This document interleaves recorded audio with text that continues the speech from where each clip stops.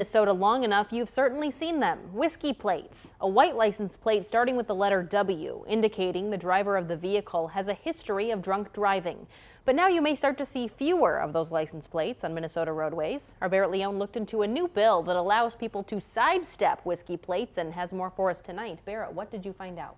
Caitlin, last week, Minnesota legislatures passed a bill to allow ignition interlocks, the breathalyzer used to determine a person's BCA, to be used as an alternative measure to whiskey plates.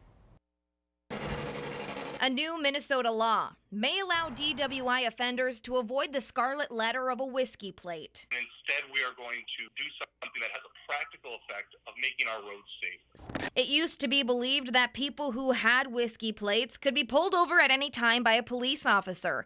But that is no longer true. In 2003, it was ruled unconstitutional by the Minnesota Supreme Court. People who have whiskey plates are still to be treated the same as anyone else. There's really no proof or nothing to suggest that actually deters DWIs from occurring in the future. Now, after that first offense, there will be ignition locks. And again, it's a lifesaver. Drunk drivers who are convicted of a DWI will be required to have an ignition interlock after just one offense. And so that makes it much less likely that someone who is an impaired driver will be getting behind the wheel and driving a vehicle. And that is really the point. It's deterrence. It's deterrence, and drunk driving has deadly consequences. And drivers who currently have whiskey plates can swap out their plates for an interlock at an extra cost. A plate that some argue doesn't benefit public safety in the first place. I think the bigger focus should be on what can we do to make things safer that's going to prevent a crime. And that's really the focus of this new law.